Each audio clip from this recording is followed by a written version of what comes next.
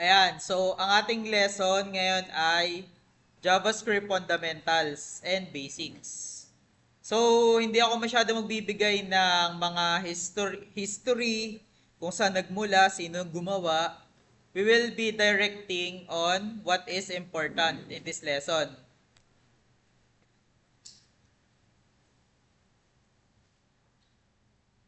So, yung JavaScript is, alam ko may background na kayo dito. It is a lightweight, object-oriented programming language.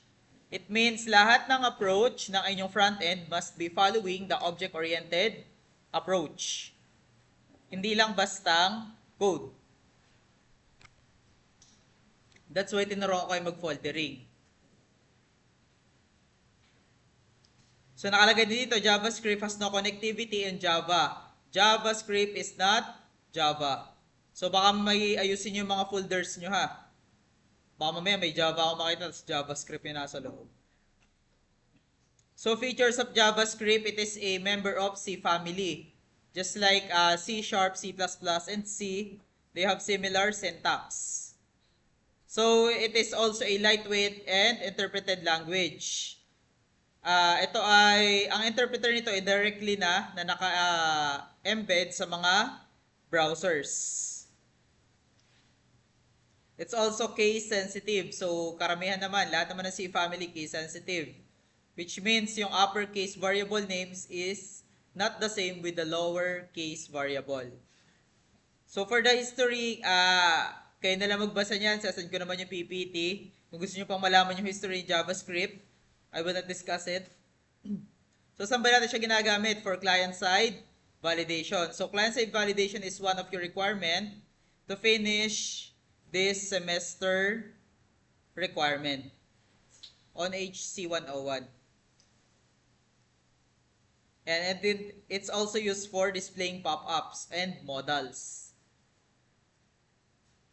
So first topic natin dito is string interpolation or how to use JavaScript in strings. So ngayon, gagamitin muna natin is Node.js for demonstrating how to use the JavaScript.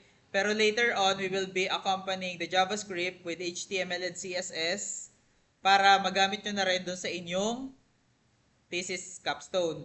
So ang gagawin nyo ngayon, open Visual Studio Code. Kung kaya nyo sumabay, then sumabay kayo. So kung hindi naman, then panuorin nyo na lang. So may recording din naman tayo. Ayan, ito yung first activity nyo. You will be submitting 2 activities in this session. Kaya mag-alala, mahaba yung deadline nun. Pero hindi na abot ng Friday. So, gawa lang kayo dito ng folder. So, open folder. Punta kayo sa documents. Then, maglagay kayo ng 4B01 JSI last name and first name. So, if you have, if you have 2 names, like for example, John Wick, use underscore to separate it. Not dash and not a space. Okay? John Wick. Apelyido nyo pala yun, sorry. So for example lang, basta yung mga 2 names. So just separate it with with underscore.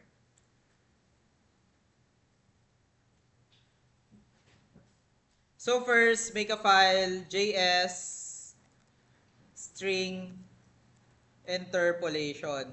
So pag sinabing interpolation, ano lang yan? Pina-arting words for concatenation or addition of 2 strings or merging of 2 strings.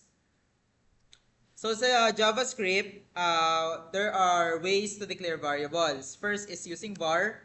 So var is a traditional way of creating variables. Ito is supported dun sa mga old to new browsers. So, kung kunwari, old-fashioned pa yung ginagawa niyo system, which is siguro naman hindi, so you can use var.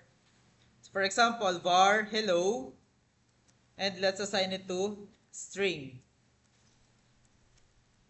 So for example, hello. So semicolon is not necessary in JavaScript, but it's nice to have semicolon just to indicate that it is the end of the line or end of the code. So first way of interpolation or merging a string is using comma. So to log, we can use console.log. Then, for example, we will use the hello. Ay, message pala, sorry. So message. So sa string nga pala ng JavaScript, you can use single quote or double quote. And also backtick, which will be discussed later on. So for example, string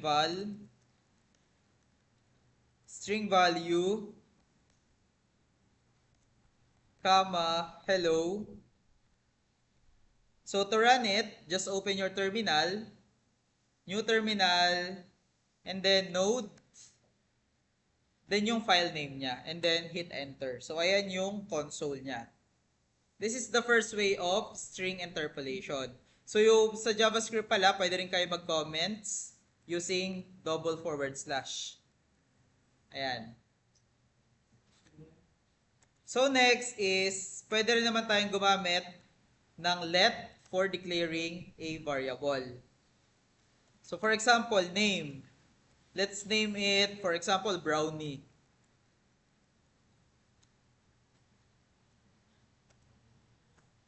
Ayan. So second way is using plus. .log. For example, hello plus name. Ayan. So siya nga pala yung name, kung mapapansin nyo, mayroon siyang guhit. Kasi ito ay, tag dito, deprecated and also a reserved word in the JavaScript. Dahil dun sa mga element name ng HTML. So ito kasi is naka-couple talaga to sa HTML and CSS. So para makita yung changes natin, run nyo lang ulit, node space yung file name, and ayan siya. So that is the second way of concatenation. Lastly, we will be using backtick, which is more appropriate if you were formatting strings para mas maiksi yung inyong code. So to use backtick, ang symbol niyan yung nasa left side ng number 1 key sa inyong keyboard. Ayan yung tsura niya. So for example, hello. Then directly we can put the variable here. So just to use $, open and close curly brace, and then the name of the variable.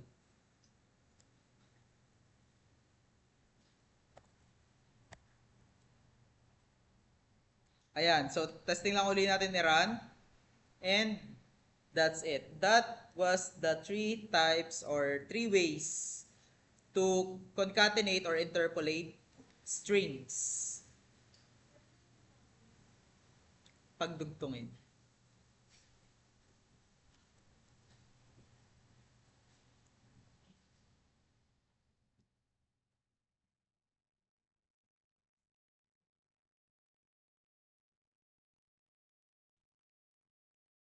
Ayan. Next is JavaScript variables. So, create lang kayo ng another file, js variables.js, of course. So, sa variables, kagaya nga sabi ko kanina, you can use var for declaring variables. Pero since we're using the latest JavaScript or ECMAScript, so ES kasi yung mga versioning ng JavaScript, you can use let by default.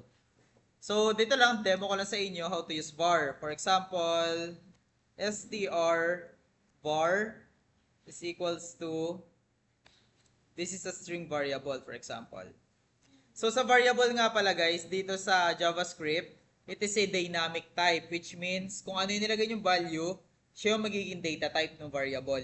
Hindi nyo kailangang i-statically type. Kaya tinawag siyang weakly type na language.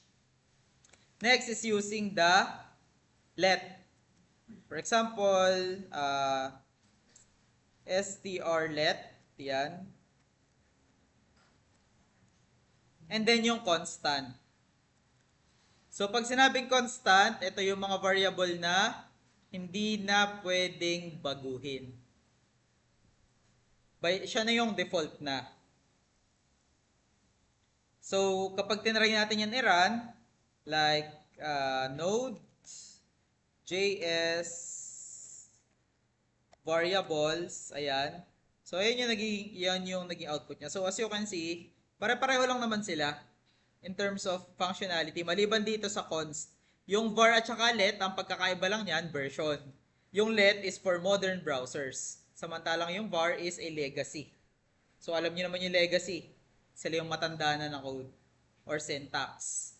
So for for just a reminder, for using, for naming a variable, you can use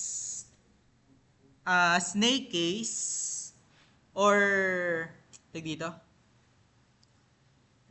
camel case. So pag nagpapangalan kayo guys, kagaya nito sa mga file names, use lowercase at all time. Huwag kayo magpa-proper casing sa ganito. Kasi para lang organize yung inyong mga code. At saka hindi siya standard.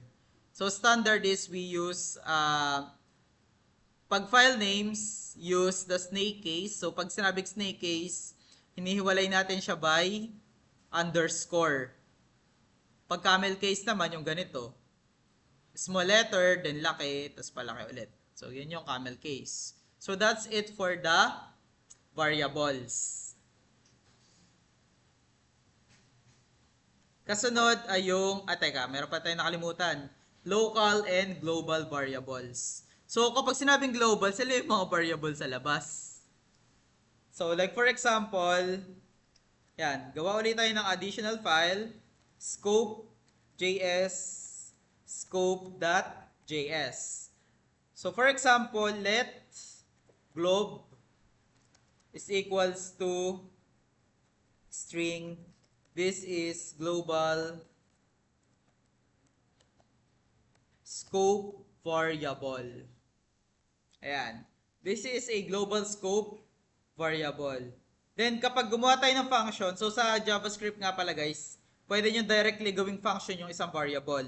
Like for example, show globe is equals to function. So, ito yung isang way naman ng pag-declare ng function. Pero huwag kayong mag-alala, di-discuss natin yung different ways to use function. Sa JavaScript kasi sobrang flexible. Maraming paraan ng panggagawa ng function. Ayan. So, pwedeng ganyan yung pagka-declare nyo ng function sa JavaScript. Then, console.log globe. So, pwede natin itong lagyan ng for example, global variable. Ayan. Tapos, comma. Then, sa loob, maglalagay naman tayo ng local na variable. For example, let loc is equal, this is a local scope variable. Ayan. So, tawagin natin yung ating function. So, show globe. Clear lang natin yung ating console. Node.js scope.js. Ayan. So, normal pa siya na nalabas kasi tama naman yung pagkakagamit natin. So, para ma-identify natin kung local nga ba talaga or global yung variable, try nyo tawagin to. So, kapag tinawag nyo yan outside, undefined na yan. Kasi nasa local scope lang yan. So, yun lang yung explanation. Kapag global, pwede nyo gamitin sa loob ng function. Pero yung local, di nyo pwedeng gamitin sa labas. Ayan, so mag-e-error yan. Kasi sabihin dyan, loc is not defined.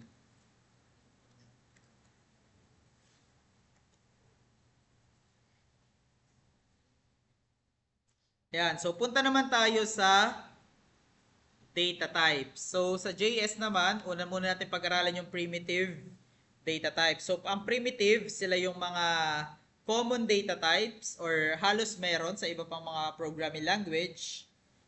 Just like the term itself, sila yung mga sinauna. Like yung mga katutubo ba? Mga ganun. So, they're referred as primitive. So, first, create tayo ng file, primitive dt.js.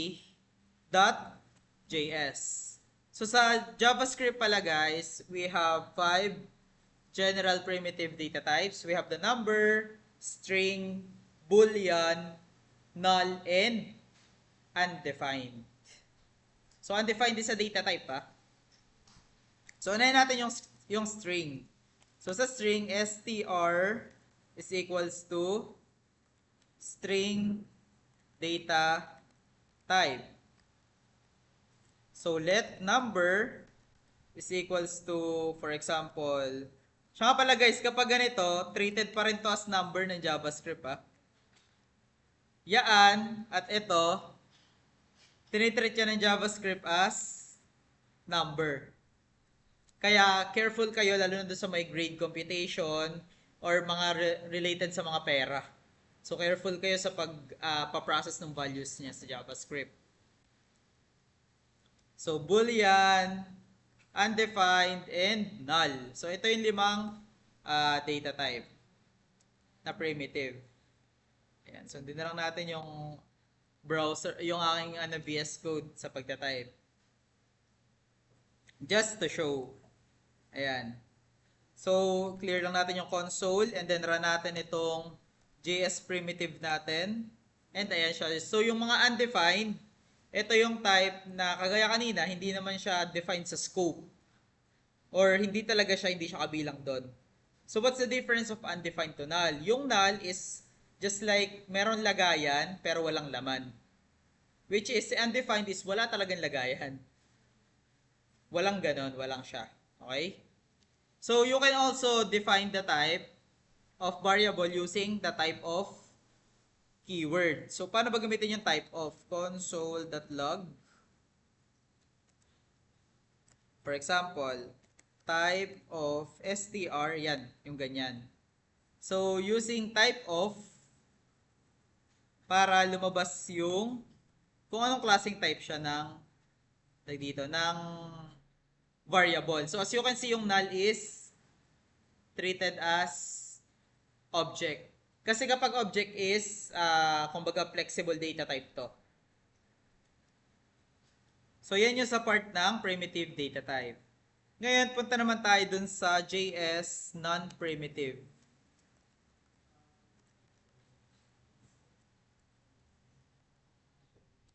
Tama ba yung spelling ko ng primitive?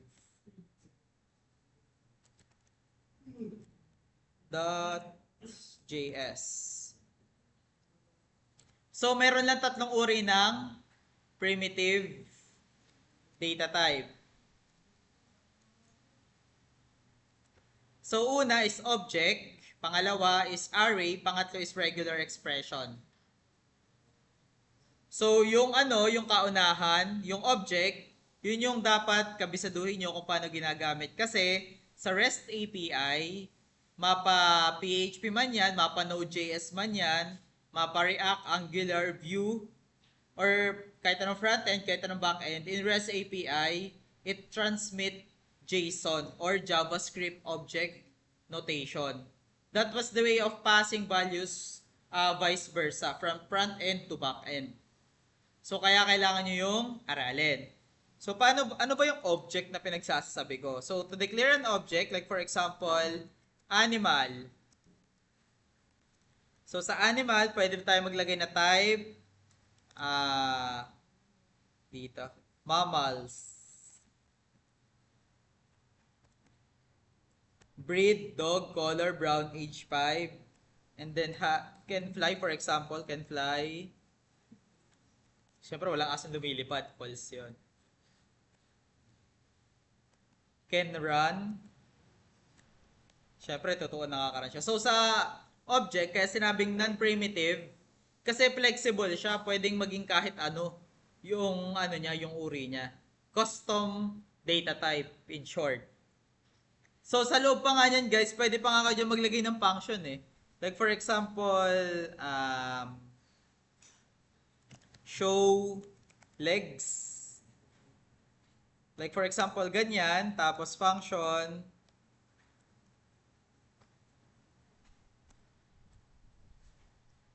this, that, saan na yun? Legs. Wala pala tayong variable na legs. Lagay muna tayo. Leg count is equals to 4 this dot leg count. Ayan. So, pwede pa nga tayo maglagay ng ano dyan. Pwede pa tayo maglagay dyan ng tag dito ng function sa loob. So, for example, console.log this breed has ganyan. So, backtick yung ginamit dito. So, to access the object type, variable, or data type, so animal type, yan. Gagamit lang kayo ng dot to access that. So, kung kunwari, console, gusto nyong i-show yung, tawagin yung function niya, animal dot show legs. Ayan. So, that is an object. It is a flexible data type. So, since object-oriented tayo, last year pala, object-oriented nyo, so, palagay ko meron naman kayong idea kung how it works. So, check lang natin kung talagang gumagana ba talaga yung mga pinagsasabi ko. JS, non-primitive, and ayan. This dog has 4 legs. So, yan yung object. So, kapag ang pagpapasa ng front-end to back-end is using JavaScript object. Kaya, pag-aralan nyo kung paano siya gumagana. Next is array. So, arrays is only a collection. It is a collection of values. Like, for example, const. So, kung mapapansin nyo, const yung ginagamit ko doon sa mga values na flexible. So, for example, food chain. So, kapag array, normally ginagamit natin dyan yung brackets. So, for example, Jollibee. McDonald's, KFC. Kamamahal naman na itong mga to.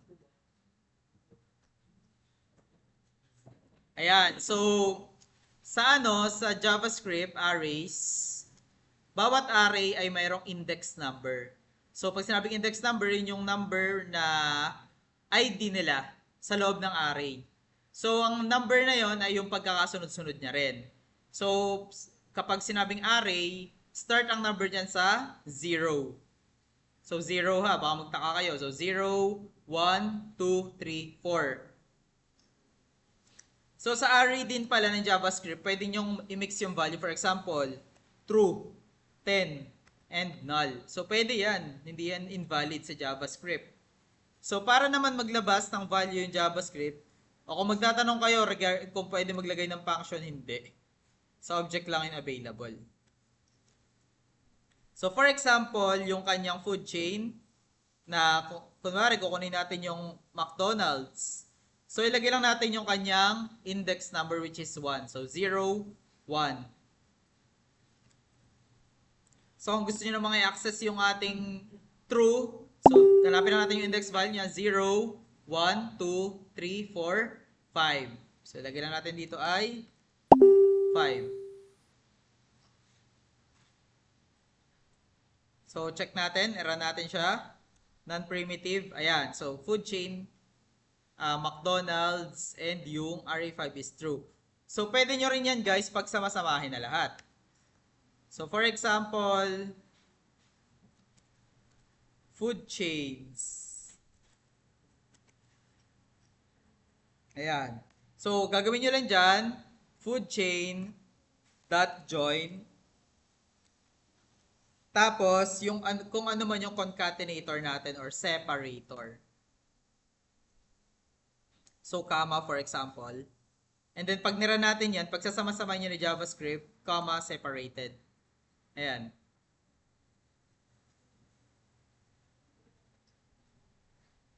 So, as you can see, wala kayong nakikita sa null, pero nandyan yan. Kumbaga, placeholder lang lagayan.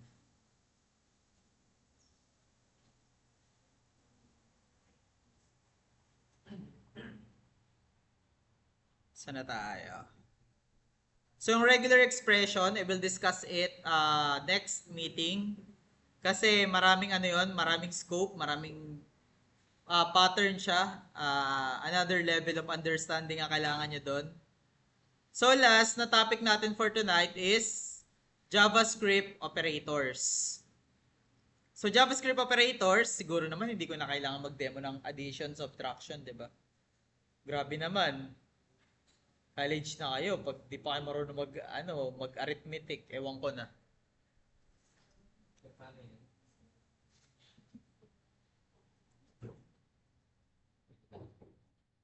Ayan, so first is yung arithmetic operators.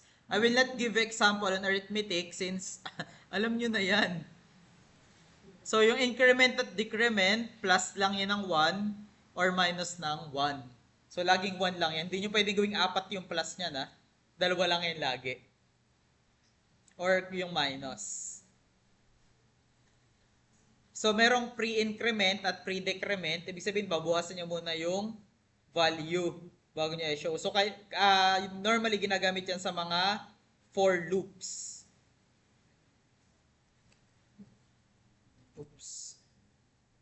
Next is yung comparison operators. Ayan, pilit ko pala madedemo. Ayan. Gawa pa tayo ng isa pang file. Name it operators.js. So, saan ba natin ginagamit itong mga to? Yung comparison operators.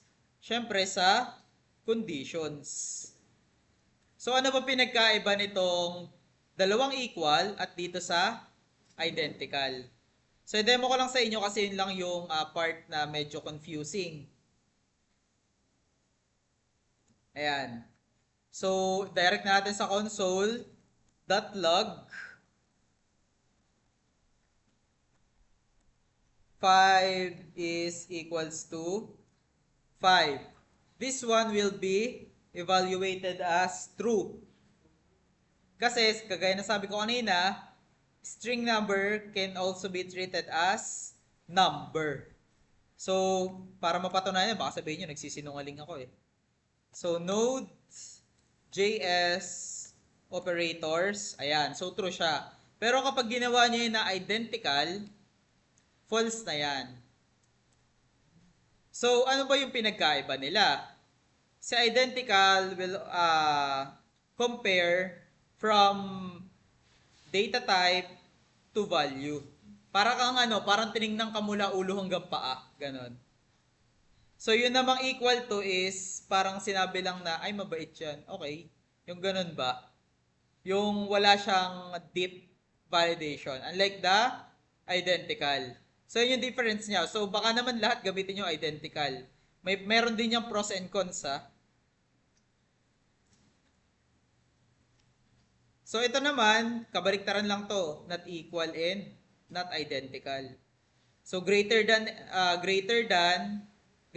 equal, less than, and less than equal. So, ito mga to, hindi ko na i-demo. Greater than. Mga pambata na to eh. Alam niyo na kung paano yung ginagamit.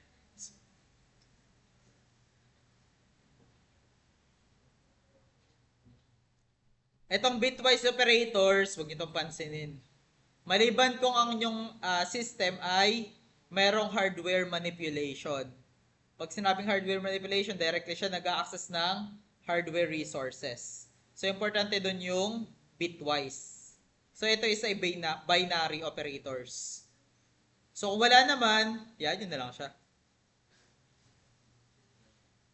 So, logical operators is used to add multiple conditions. Like for example, console.log 10 is greater than 5 and 5 is equals to 2. So, nonsense yung ano natin just for demonstration of end. So, yan is false.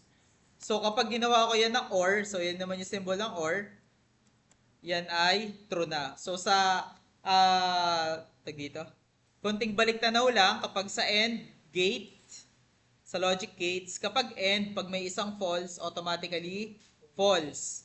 Kapag naman sa OR gate, 1, kapag may isang true, automatically true. So, syempre, yung last nyan is yung NOT gate. So, negation lang naman to. Kung siya ay true, gagawin niyang false. Next is assignment operator. So, sa assignment operator, like for example, ano lang siya, shorten reassign. Like for example, let num is equals to 15. And then, gusto natin mag-add ng 5. For example, num is equals to num plus 5. And clear lang natin. So, 20 yung value niya. Pero, yung assignment operators kasi is shortened lang siya. So, kapag magdadagdag lang kayo ng simple value, plus equals, magdadagdag yan ng 5. And, i-reassign nyo pabalik dun sa null. Sa num na variable.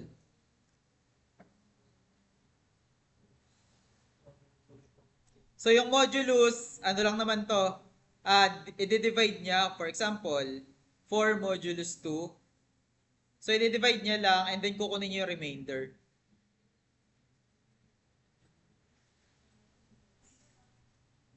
Ayan, last. Last type is the special operators. So, ito mga to, wag nyo muna itong pansinin, itong delete in instance of type of void and yield. Kasi ito ay sa mga functions and objects. So, yung comma, napakita ko na sa inyo kung paano ito ginagamit on string interpolation. So, ngayon, ipapakita ko lang is how to use the ternary or the shorthand if else. So, for example, console.log, oops, wag yan. Gawa tayo dito ng var let age is equals to 18. Like for example, yan, if age is greater than or equal to 18, adult na. And then kapag hindi naman, minor pa. So, yan yung ternary. If and else. Ayan. So, adult na daw kasi 18 na siya eh. So, pwede pa kayo magdagdag ng additional ternary dyan. Like, for example, yung if, else, if, else, if, else. So, pwede rin naman yon. Like, for example, kung si age ay mas mababa sa 13, siya ay child na. Siya ay child pa lang. And kung mas mataas naman, or equal sa 13, siya ay counted as teenager. So, try natin siya na 14. So, ito yung if-else pero naka-single line. If-else, if. Yan. So, teenager siya kasi 14. So, kung lagay natin yan na 8, counted yan as child. So, yun lang yung sa ating basic. So, kaya diniscuss ko ito na mabilisan kasi madali lang naman. So, for the JavaScript exercises, itong sa baba ng PPT, nandyan yung mga gagawin nyo. So, andyan na rin yung expected output and yung kanyang instruction kung anong dapat mangyari. So, you will be passing 2 outputs. You will be submitting 2 outputs, 4B01 and 4B02.